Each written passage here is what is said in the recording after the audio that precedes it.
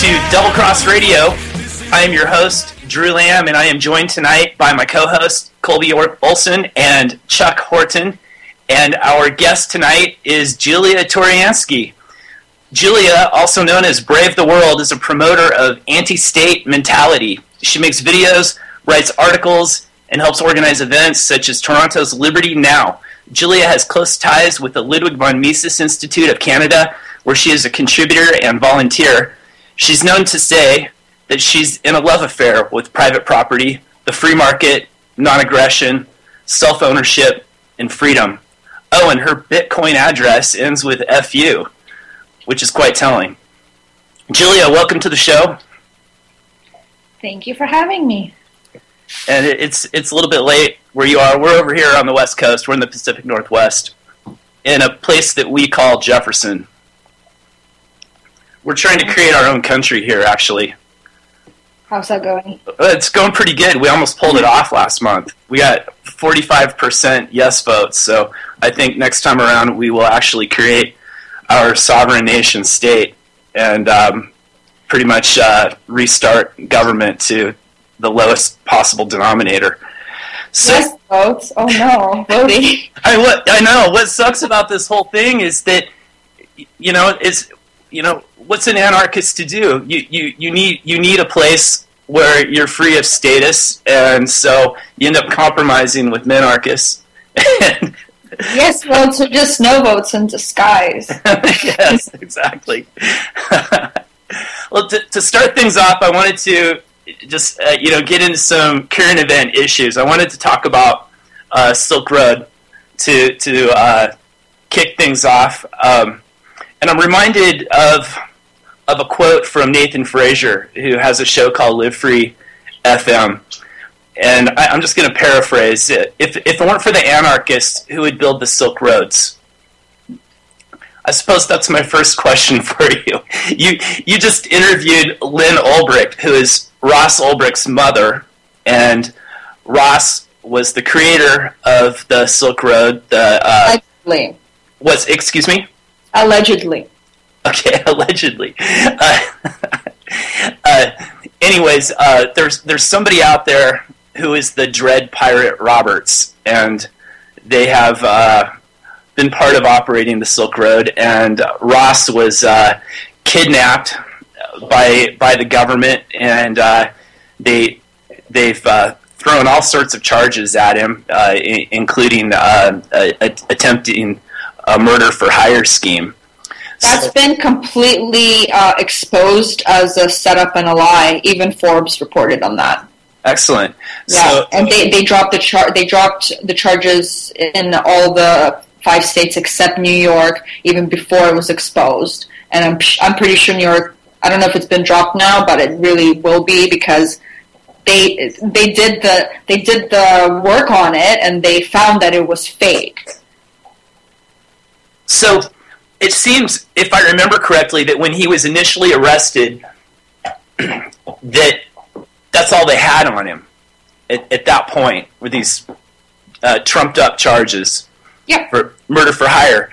And so, so they've thrown more stuff at him. I don't know if that's all they had. They were watching him for quite a while, I think, waiting for him to slip up. And I mean, the murder for hire thing was basically to slander his name, to take away any kind of public support from him, and to paint him as a villain. And then, after they did that, everybody went on about their business, and regular people forgot, and it was just us left trying to kind of make sense of everything. Mm-hmm. So what are some of these other charges that they're bringing against him? Money laundering is really the main one. Then conspiracy to hack or something, even just because allegedly his website sold parts that enabled hackers to hack better. It's just so silly because it's liability, right? Mm-hmm. So Silk Road is being held liable for, sale of drugs and for money laundering and for hacking and all of these charges. But that's like saying, if you're watching child pornography, your internet provider is responsible for that, and they should all go to jail. So it's just this jump in liability that's ludicrous. And if he loses this case, I think that's what they're going to do. They're going to pass liability laws that will hold anybody liable for anything. So then your service providers will spy on you. They'll have to spy on you and censor your internet use because they can't risk you doing anything even somewhat risky because they don't want to be held liable for your actions. So it's a huge infringement on our freedom. So that's one of the main reasons why this case is really important. So this is kind of like a backdoor SOPA. Oh, yeah. It's a foot in the door. Yeah, it's just exactly what Aaron Schwartz was trying to stop. They have to disguise it. Right. I mean, how can the state justify holding somebody responsible for activities on their website or network when actual crimes with victims occur on the state's roads and property all the time, and no liability is attributed to the state? Yeah, a drunk driver hit me. They built the roads. A drunk driver hit me. They built the road that made the drunk driver accessible to my car. So right, it's just insane. So the government official it took the payoff to, let the bid for the contract to build the road is responsible. Yeah. Yeah, and it isn't like HSBC doesn't launder billions of dollars a month in drug money, and they never get. They get a $1 million fine every once in a while. Is there money that they have to pay off to stay safe? But that's something everyone quotes, right? They just got like $1 million fine. Like, oh, okay, sorry. Well, it's like a cost of doing business. If you accept Visa cards, there's a 3% payment to the bank for that. And, yeah. Well, it's an attack on Bitcoin as well. It's a huge attack on Bitcoin. And New York just passed its regulations, and thanks, Slosky. What do you think of that? I mean, that's been heralded as a good thing. Even pro-Bitcoin people have been saying, "Oh, the regulations are good. Bitcoin's legit." Only the people who are getting time on the mainstream media are saying that. I just went to the Chicago conference. Oh my God! How am I getting mainstream media fed to me? Right. So I met people there from. I actually prejudged a lot of people. There's a lot of people from the foundation and a lot of business types, etc. But the ones that I met were really cool, like the ones that sit on the board, and none of them want regulation. No, I mean, there was a panel that ended up talking about regulation, but none of the people that I liked were talking about it. Like Bruce Fenton fights against it. Even Brock Pierce, who people have villainized, he does not want regulation. And they were all, I was around them talking business, etc. And like, well, New York is shooting itself in the foot. Nobody is going to stay in New York doing business with Bitcoin now. Everyone's going to move out. And there's one company that actually is staying, and they were basically laughing at them. Like, why? How are you? Are you staying? Well, was Perry Ann there? I think I'm pronouncing her name right. Yeah, I think so. Redhead? She's one of the ones that's kind of advocating a little bit for industry regulation before the government jumps in regulation, which I don't really agree with either, but it's kind of like the movie industry used to regulate themselves. I luckily just avoided any of that talk because I was in a good mood and I wanted to socialize. Some people left one of the panels because it just ended up being about regulation. They're like, "Oh, I can't sit and listen to it." I'm like, "Yeah, glad I didn't go." So, yeah, that's the sad thing about. I was tweeting this last night actually about the New York Bitcoin regulations. Well, any Bitcoin regulation that passes really is they're gonna budge eventually. They're gonna take a step back and give us more freedom, and then everyone's gonna be like, "Yay! Thank you, thanks so much." But it's just gonna be pandering and thanking them for taking our rights away in the first place and giving them back a little bit later, and then we'll be happy with the minimal regulations that are set in place, which are still going to be bad. That's the way I see it. The regulation just costs everybody more money. Yeah, and they could even just destroy Bitcoin. So, they can't. we're jumping ahead a little bit here. Let's back up to Silk Road. I had a few more questions for you, and then we could get back to Bitcoin. If Ross is found guilty, what are the implications for the internet? Right, so we talked about liability. We covered that. Another thing would be that they're trying to define everything as like taxable goods. Mm-hmm. So Bitcoin right now is kind of in a gray area in most places, right? So they're going to define it as something that's taxable. They're going to define barter as taxable. Mm-hmm. Like any exchange of value is going to be taxable. Because, right, like I can trade a chair for a cabbage and they can't tax that. They're literally trying to do... Right, sure.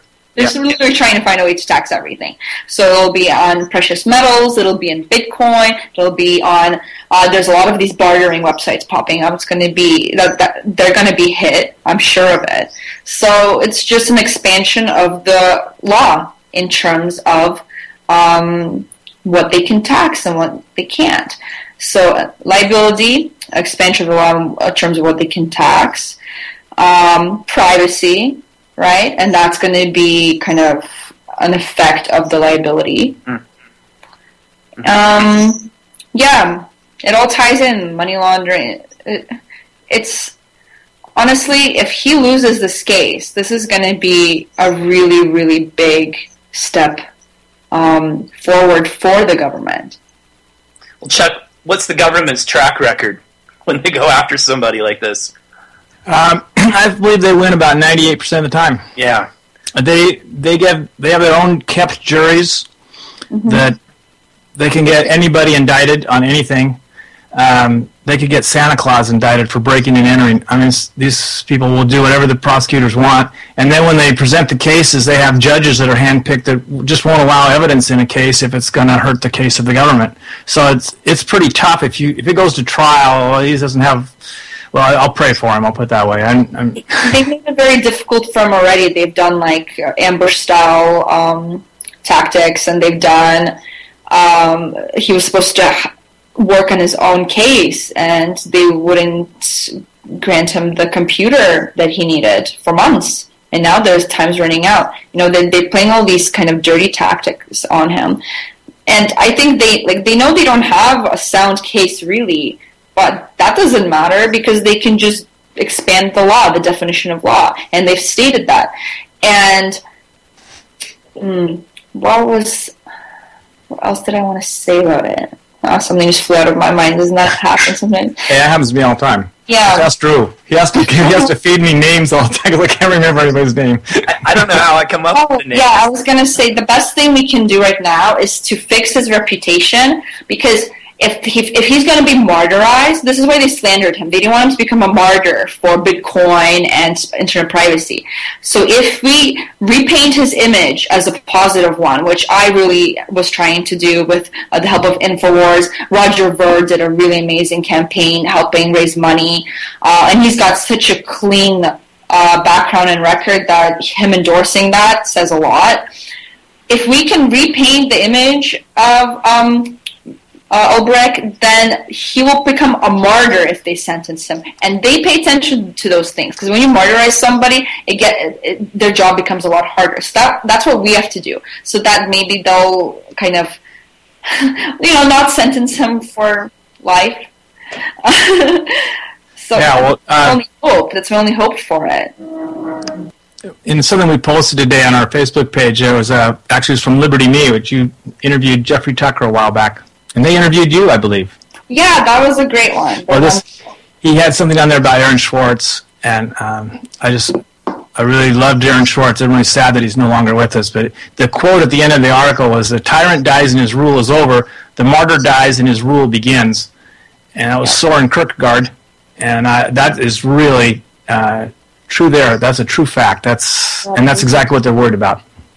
You know it. So yeah, let's make him out to be who he really is. And I've spoken to his mother extensively, and he seems like literally the nicest person in the world. And I'm so happy that at least the slander has been admitted to be slander, right? And in fact, they should sue them for that.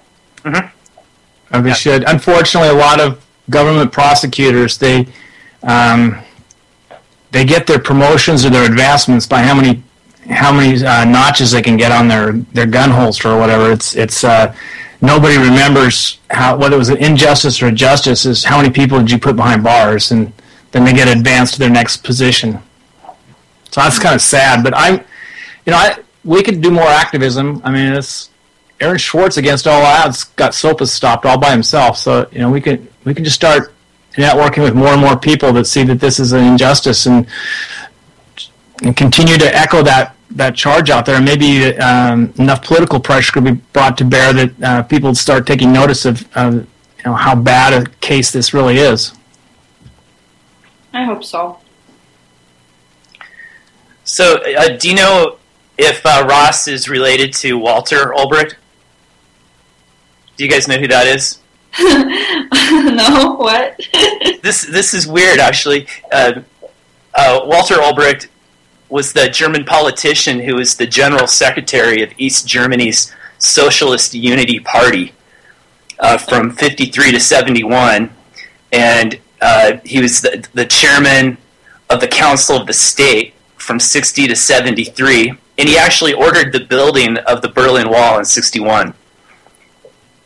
So it's a weird coincidence. So maybe a common name in Germany. I don't know. No, I don't know. I have some German heritage, but I have no idea. Well, he would have. Sounds like he was strayed far away from his alleged father. Absolutely. Yeah. I've heard that there was a Silk Road 2.0 being rolled out. Do you know anything about that? That popped up like 5 days after Silk Road shut down. Yeah. Now there's like more than 100 other Silk Roads. Mm-hmm. So what are they trying to do? They can't stop it, and they're decentralized now. They learn from the mistakes. Yeah. Yeah, I had an account on Silk Road. I'd never purchased anything. Me too. That's how I heard of Bitcoin. I was like looking to buy things that I will not name. And I'm like, Bitcoin, interesting. Should I buy that? And then I would have, but then I felt sketched out sending non-said things to my parents' house.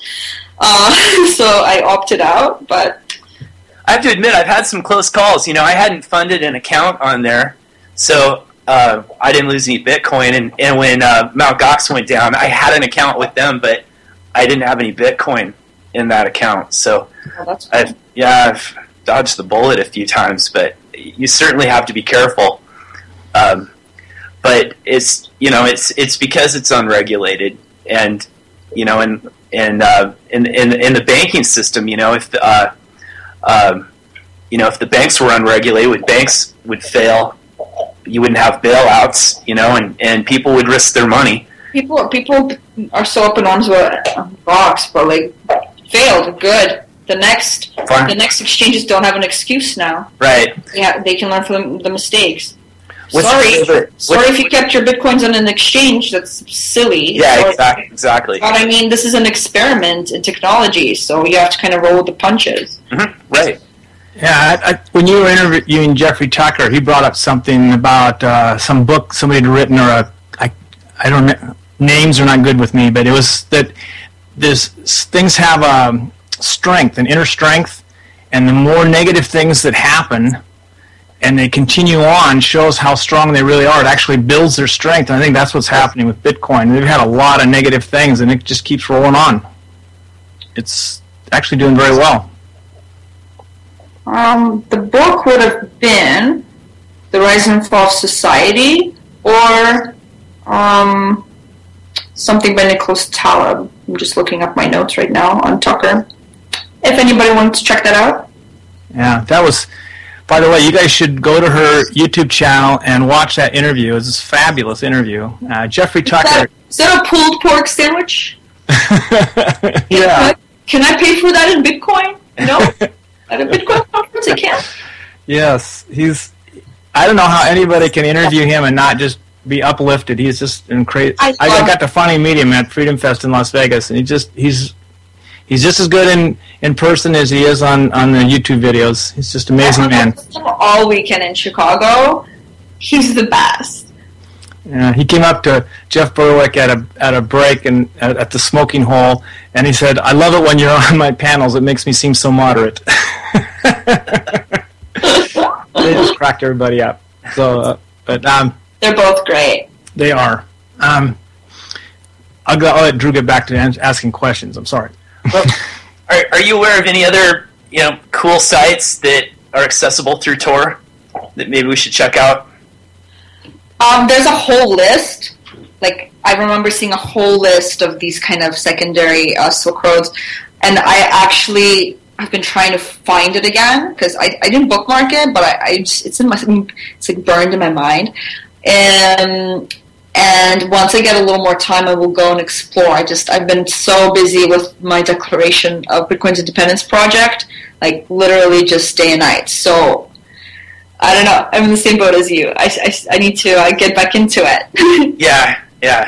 I agree. I actually need to download Tor on the computer I'm on right here. Actually, my other one. Drew, I think our Bulgarian correspondent Maya, I think she knows all about this stuff. I'll write her a note and see if she can. Go ahead. You can message me after and clue me in, so I don't have to find that darn list. Okay. So tell us about your Bitcoin Declaration of Independence project. Oh my God, it's going to be amazing. It's basically done.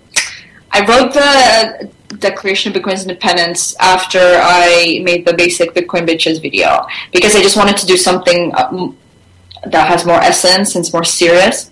So I wrote that, and Bitcoin Magazine published it and got some really good feedback. And then I was out with my friend, and I wanted to do a video for it, but I didn't want to be like just reading it and be talking head in front of the camera. I'm like, what am I going to do? I'm going to do like B-roll shots of like beautiful places, blah, blah, blah. What am I going to do?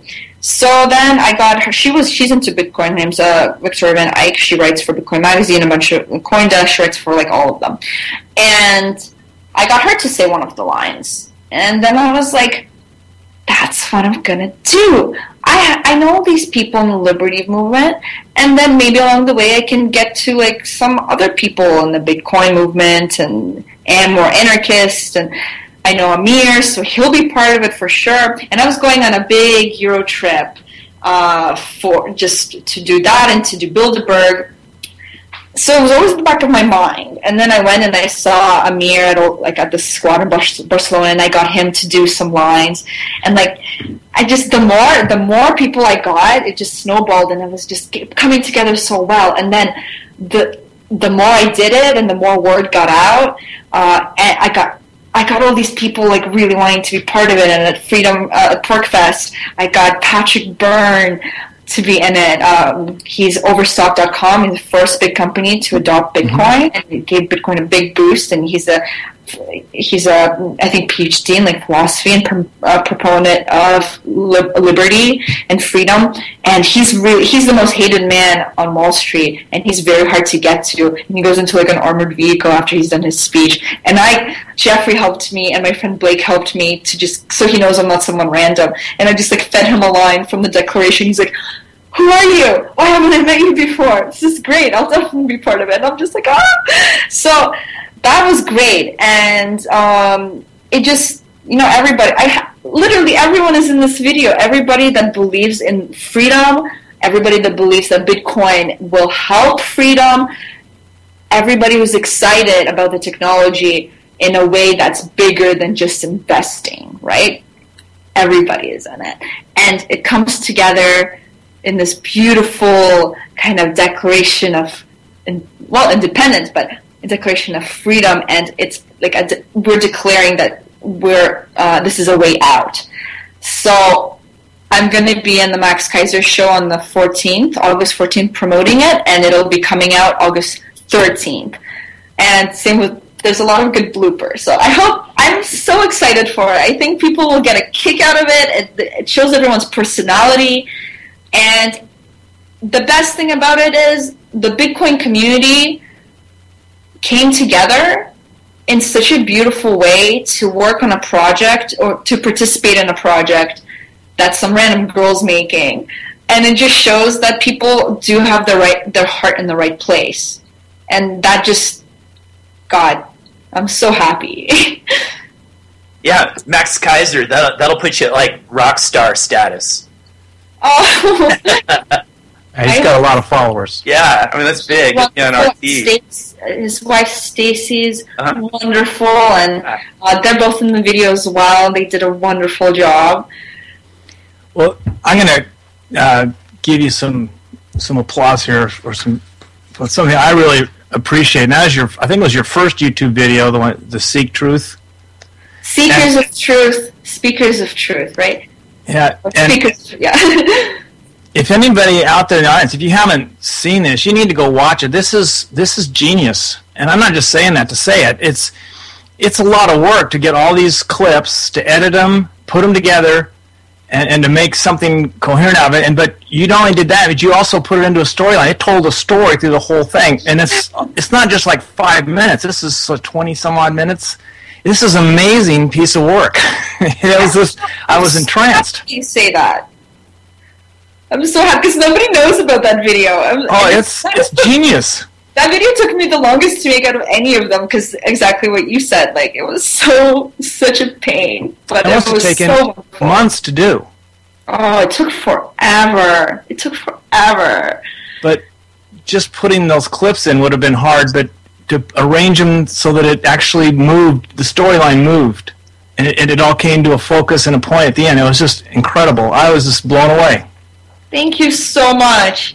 I should promote that one again because I just have a bit more of ground. That's tragic. It doesn't have 1 million views. It really is. Everybody should watch that. Aaron Russo's in that.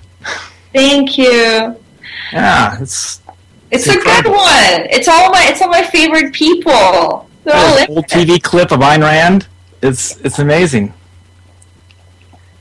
So I really appreciated that. That was. Yeah. I watched it again this morning to make sure and I said, oh yeah, this is exactly how I remember it. You know, it's a good video to show people who aren't into this stuff because it shows all of these different individuals, and a lot of them are very learned, talking about the same things and from different perspectives. Mm-hmm. So I think it's a great video to get people into this state of mind. Now, I watched it right after I saw you interviewed by Jeff Berwick on the Anarchast. I went and I watched it, and I thought, wow, this is good. And then I just watched it again today, and I said, man, I should watch this more often. And I finally posted it on our site this morning. Thank you. It was really inspiring. I have to say, I thought that when you interviewed Jeff, it was like one of the best interviews I've heard Jeff give. I think you really... Tucker or Berwick? Berwick, excuse me. I really... He hated it. He said that was one of his worst interviews. I know. I sent him a message just totally complimenting him. I'm like, this is, of all of your interviews, and he's been on our show a few times, that was my favorite one.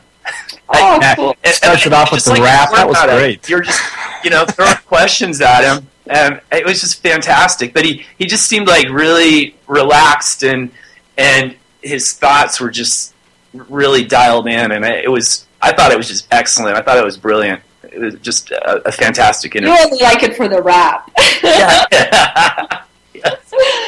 Well, he always claimed that he was this, this really famous rapper in Canada, and I said, well, yeah, sure, but yeah. he's got some something to back it up. He got out there and he told us what he could do. It was pretty good. He's full of surprises, that man. Yeah. Julia, what are your website addresses? So, bravetheworld.com, and I actually I'm pre-selling some Bitcoin t-shirts to help fund the decoration, and they're really cool. It says, Bitcoin, the ghost outside the machine. So if you're interested, check that out, bravetheworld.com. My YouTube channel is, YouTube.com/bravetheworld channel. I'm big on Twitter. Harass me at Brave the World, and Facebook, Brave the World. I mean, it's all on my website anyway, so. Okay. I also Vine. Those are interesting. I'm throwing the links down in the chat here. And if anybody has some questions for Julia, the lines are open. She's just going to be with us for a few minutes here. The number is 1-718-717-8296. and you can call in and talk about Bitcoin, anarchy. Let's not talk about spaceships tonight. Yeah, but I'll stick. I know I said I'll stick around because this is fun. Sometimes I tell people who are interviewing me that just so I have a way out. But no, this is fun. I'll stick around. Yay! No, you're awesome. Well, just since no one else is stepping up and phoning in, you guys can chat. Just get on the phone. You asked Jeffrey Tucker a question. I'm going to ask you the same question because I want to know how you would answer. This is really intriguing me. It says, is it possible for anarchists to organize? Yeah, they do it all the time. Like I said, I spent some time with Amir Taqi's one of the main team members of the Dark Wallet Project, and they live in a squat in Barcelona, an occupied police fortress, and just a bunch of random guys who are working the project. They organize themselves in there, right? And they have help from all over the world. They have Peter Todd in Toronto. Actually, I had dinner with him like 2 nights ago. They have Cody Wilson in America. With the internet, anybody can get organized. I think 7-year-olds could organize themselves with the internet. So I don't know. Silly question, really. So I watched your stuff like Bilderberg. What was your take on why that political affiliate stood out there for so long and answered all those questions and talked to you guys? Naivete. I don't think he's invited to the top meetings. I think he's on the bottom of Bilderberg. And he's a liberal control freak optimist.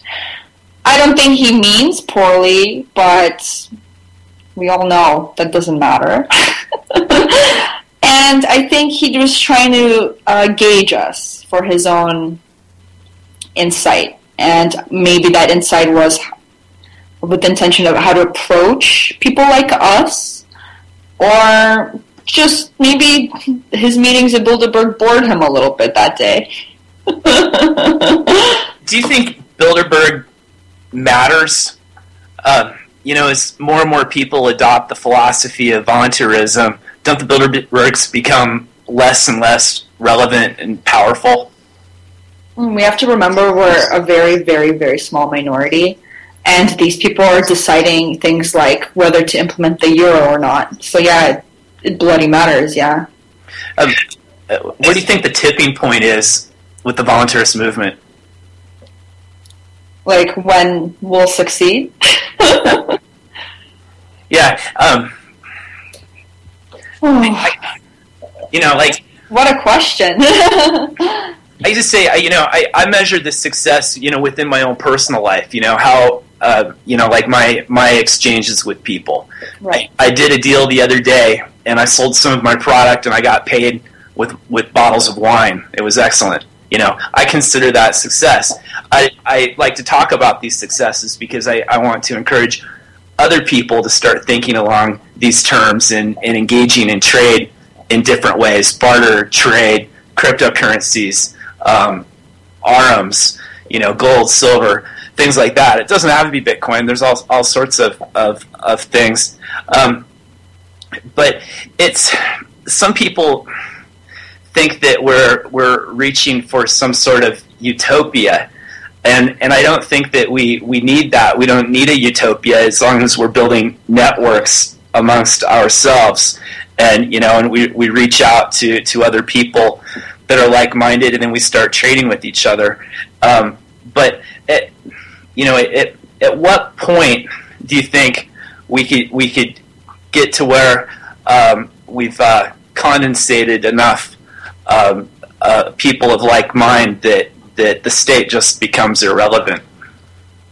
With the Bitcoin technology, well, just cryptocurrencies in general, but with this idea, I think that's the only way we can move towards any kind of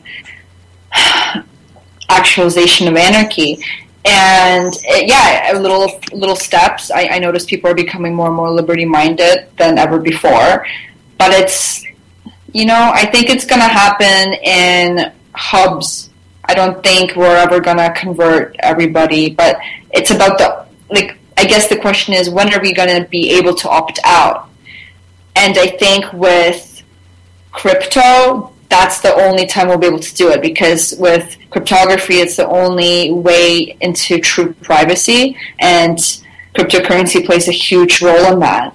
And I like to say, I'm actually going to be working on a series called Our Crypto Future, talking about crypto and anarchy.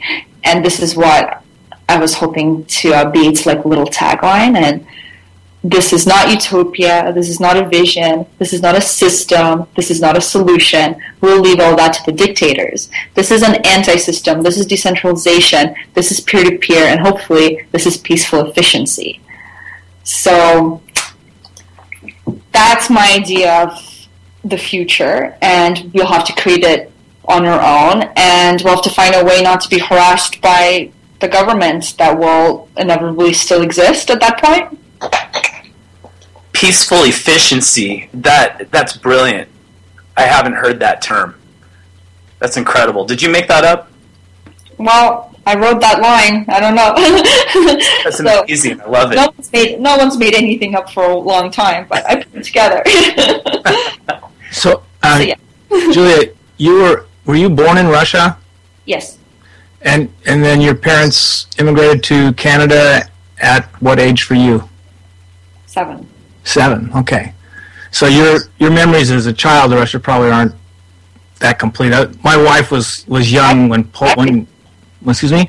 I remember everything. Oh, okay. Yeah. Well, what was life like then? And you've been back to visit your relatives, I assume. Do you see any changes? Is there improvement? No, there's no improvement. It's just different. A little bit different. I'm glad I grew up in Russia, because at least their kids had the freedom to roam free, and I grew up on a farm, so that's nice. And I moved to kind of a suburb of Toronto, so I can't imagine being a little kid growing up here. Is just concrete and controlled park areas.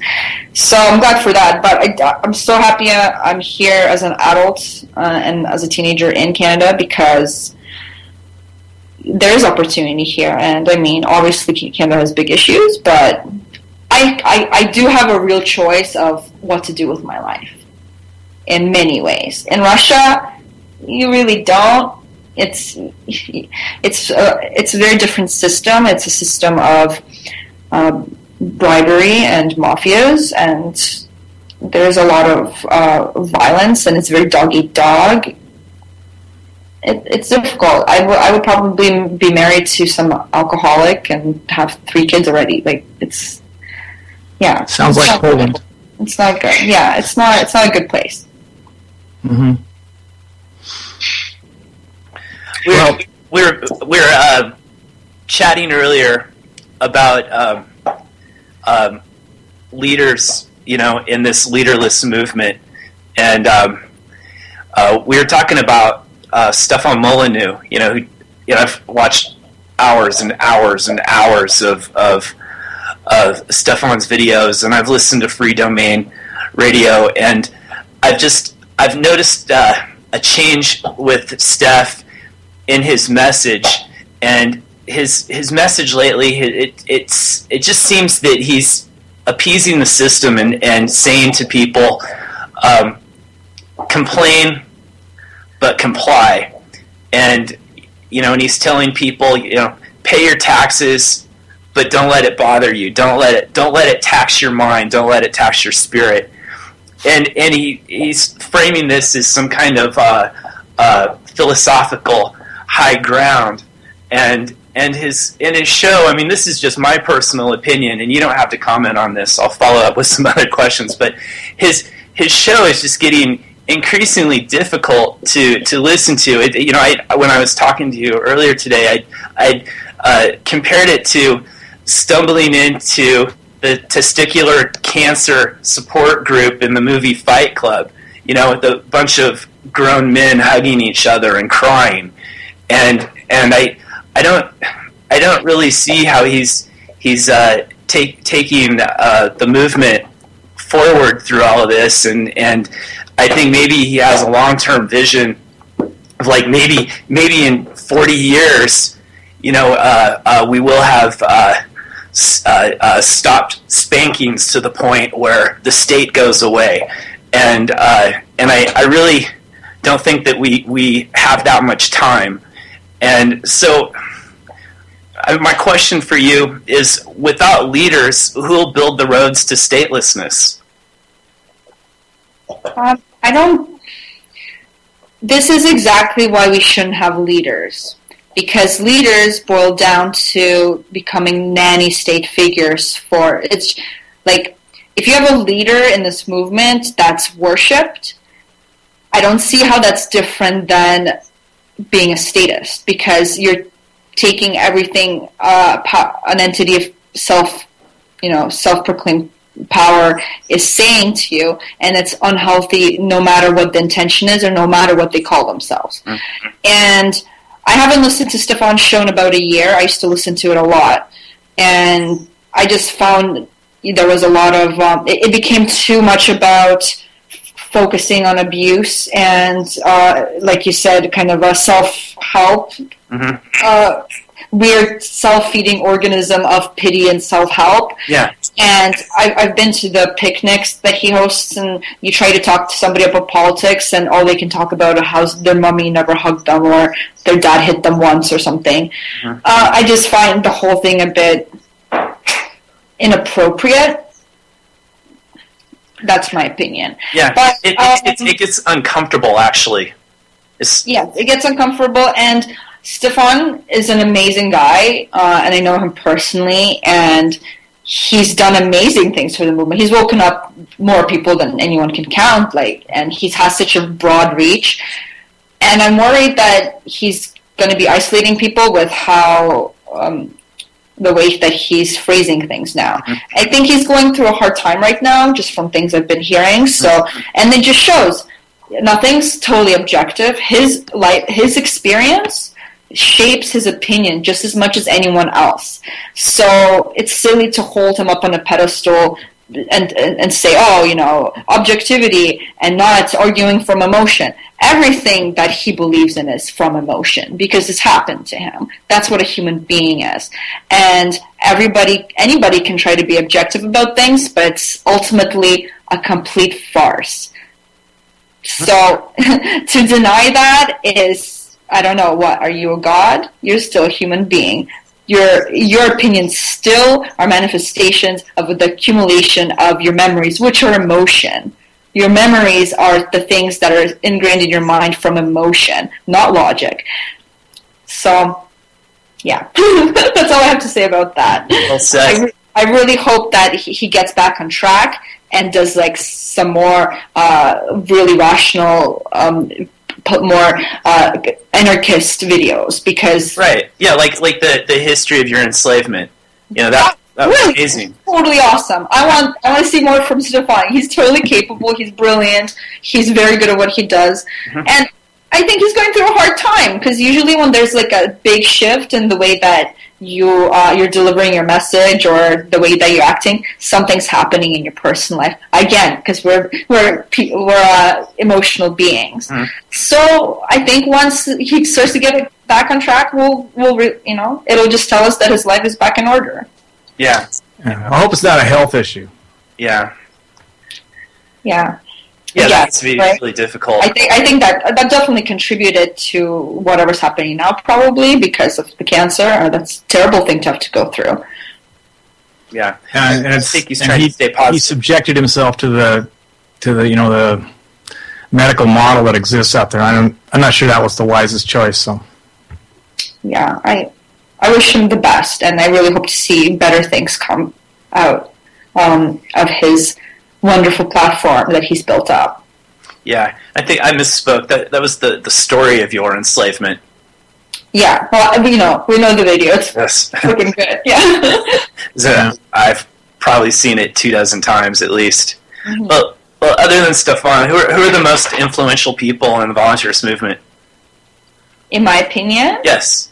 Oh, God. Wow. I think Jeffrey Tucker is great. Just because of his attitude, I don't see how anyone could not like him. And I think that approachability on the face of somebody who's an anarchist is wonderful. Berwick's good because he appeals to kind of the more entrepreneurial business types, and you see he's legitimate and he's an anarchist, so that gives a good face. Who else? Oh, I hate this question because I'm going to leave someone out who's totally should be mentioned, and then I'm going to feel like an idiot in the middle of the night. Julie, that's one of the advantages of being an old guy like me is you can just claim that you couldn't think of their name. It's totally plausible. See? Oh, that dude with the tie. Yeah. that other guy with the chihuahua. Yeah. So, what is the best strategy to achieve statelessness? There's so many different approaches. Like what we've been working on over here is the creation of the Jefferson Republic. We're trying to carve out a little place where we can exist and live free. And then you've got people like Jeff Berwick and Doug Casey, who are trying to they're trying to basically hack the system. They're not ignoring it. They're not like me. I engage in massive civil disobedience, but they're not doing that. They're hacking the system. Mm-hmm. So there's a few different approaches to achieve statelessness, and I'm always sizing up what I'm doing and looking at what other people are doing, and trying to figure out what's going to be the most effective strategy. I like hacking the system. This is why I kind of dislike people who completely disengage, because be like, oh, when are you going to move to the blah, blah, blah. Like, that'd be nice, but I think I'm going to stay here and try to change minds around. I'm not going to leave. I love my family and I'm going to just move. But I mean, that's a choice, but I think it's not good to be like in a petri dish of liberty. Like, it's good to have little nodes of that and to mm-hmm. connect, right? Mm-hmm. Oh, and I thought of two other people that I do want to mention, if you don't mind. So, Paul Joseph Watson of InfoWars, he's been great, and he's been very open-minded. I've been getting him. Drew does a great impression of Paul Joseph Watson. I know. Jeez. Paul Joseph Watson from Infowars.com. I don't know. It kind of that wasn't very good. It kind of starts to sound like Alfred Hitchcock after a while. I'm going to tell him. But he's great. He did a big article about the Silk Road case and with my video, and he got this whole break on InfoWars, and it's like that really, I think, helps. And he really, he's, if anybody's objective, it's PJ Watson. He's very, very he's very comprehensive, and he's not totally unbiased. And he will cover issues that need covering. It doesn't matter who, blah, blah, blah. And InfoWars has made a lot of enemies, and even they help their enemies even. Because if their enemies are aligned with their vision, it doesn't matter. They're all in it together. So I'd like to give InfoWars and PJ Watson and Alex Jones a shout-out. That's cool. We're friends of InfoWars. I've been on the Alex Jones show, and I've been on the Nightly News. And but a lot of our listeners hate InfoWars, and I'm sure we're getting flamed in the chat right now. I wasn't paying attention, but that's okay. You got to judge them on what they've done. They've done a lot of awesome stuff. Just like we're talking about Stefan. You still have to give people credit for the accomplishments they've, accomplished. And also Amir Taki and the whole Dark Wallet team, because these people, they're on a string budget. Like, Amir's homeless. Like, he runs around in squats and stuff, and he's actively promoting. Look, he's not an anarchist. Like, he won't define himself, but he is an anarchist because he doesn't believe in anyone ruling over anybody. And he's the only person I know who lives his philosophy 100%. The guy doesn't have a bank account. Okay? The guy only uses cryptocurrency. The guy he refuses to pay into public transit. Like, that's why he got arrested. I remember that video. Yes. And that's not because he's a thief or a hooligan. Right. He refuses to use the only option that's given to him. Refuses. So, and he's been beat up by cops. He's been detained before. He has a really hard time flying. I've flown with him and traveled with him several times now, and every time they pick on him, even though I'm in the same exact position. But, I'm a blonde chick, and he's half Iranian and looks homeless. So they're going to pick on him because he looks like a vagabond. So kudos to those guys. And if you guys want to support the privacy of cryptocurrency, donate to Dark Wallet.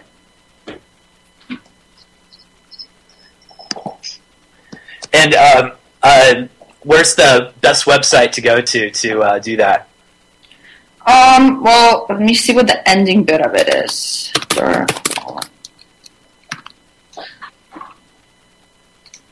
I think they changed it recently. Yeah, they changed it recently.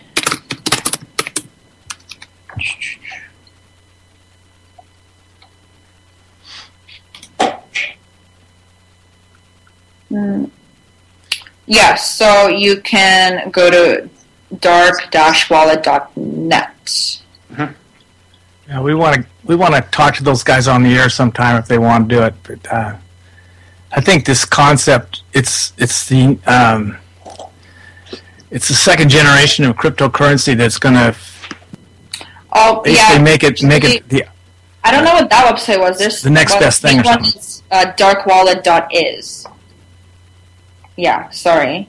I don't know. Maybe that's like their sister website or something. Darkwallet.is. Okay? Okay, so what do you think about Edward Snowden? Do you think he's for real? Oh, is there a conspiracy theory now? Yeah, I don't think he's for real. Really? No.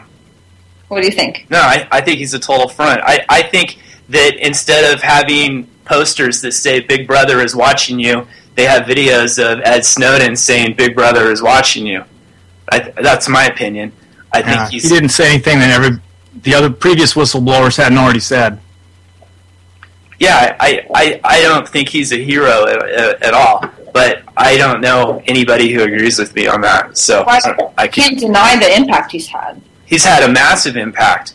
But, it's just, what got me going on this was, Jones was just all over hyping Snowden as this great hero, but I think he should be rejected. I think that when people are told that they're being watched and everything's being monitored and recorded and everything, they start altering their behavior. And even in the last video that I watched with Snowden, he was telling journalists to alter their behavior. He's actually saying it.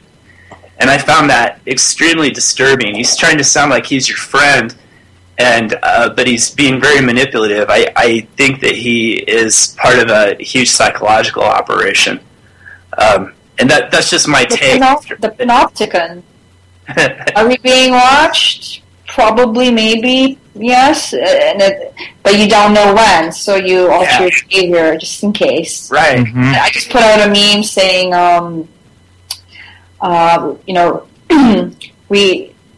the state has become our God, because God, who may or may not be watching us, the state has become the Panopticon.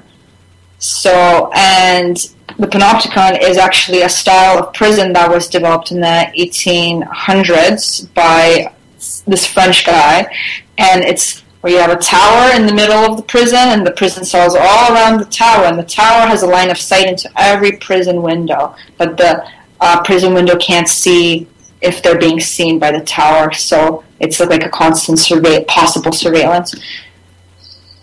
Right. That's interesting. Watch the latest video. It just really, really hit me after watching that, and just the interview is just so hyper produced, and everybody had their hair styled and makeup, and the lighting was just right, and the hue was just right, and the colors everybody was wearing, and it felt like a propaganda piece to me. And I'm usually dead on this stuff. Have you seen it, Colby? I've seen a couple of his interviews, but in a sense it's almost like, what will they put up with? If we tell them, if it was a setup per se, okay, so hypothetically, if Edward Snowden is completely a setup just to see how we'll react, we didn't really do too much. Well, I'm going to sleep well tonight. Thanks for that. Well, I hope I didn't spoil anybody's viewpoint on Ed Snowden, but I'm always intrigued by any kind of revelations, if I can. I don't know. Maybe I'll have to make a video, the truth about Edward Snowden. Yeah, it's one of those. We have to stop with the truth about. Stop it, Paul. The truth about the truth. Well, We're we're drawing to the end of our hour here. And thank you so much, Julia, for staying on the entire time. I'm going to steal that. My next video is going to be the truth about the truth. Oh, you can have it. It's not a steal. It's a gift. It's amazing. Oh, my God. I love it so much. And we've got to have you on again sometime because I still want to find out about the Robin Hood of Spain. Oh, yeah. That guy, those of you, go to her YouTube channel and listen to that interview. That's amazing. Yeah, it's a good one. You got to listen hard. He's got a bit of an accent. Yes, you got to focus. Yeah. But you're an amazing individual. You're doing great work, and you're incredibly wise for someone so young. And we're just really an honor for us to have you on the show. Thanks for coming. Thank you so much. Have a very good night, all of you. Thank you, Julia. Bye. Yeah, definitely. I've got some catching up to do.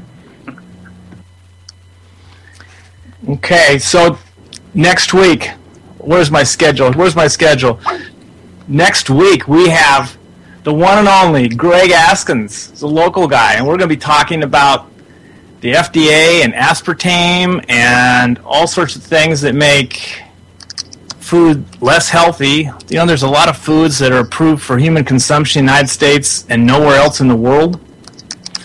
Now, that's what we're going to be talking about next week. And so make sure that you come back in and hear us here. And let's see, we have the music's going to start any second. Colby, you didn't get to say much today. You have a special coming up in 2 weeks. He's going to give a report on the VA. That's going to be awesome. Yeah, I got a lot of research left to do on that one right now, but I'm actually going to go out there and try to talk to one of my personal counselors out there and see if I can get a personal interview with him, and maybe we'll see if we can get him on the air even. That would be awesome. So we also have a lot of really cool future shows lined up. We haven't got confirmations from everybody yet, but we are going to have, I think the week after Colby we're going to have on Justin O'Connell from the Dollar Vigilante and Elaine Diane Taylor, author of the Bitcoin Barbarian song, on, and that's going to be a great show too. So we'll see you the next few weeks on Thursday.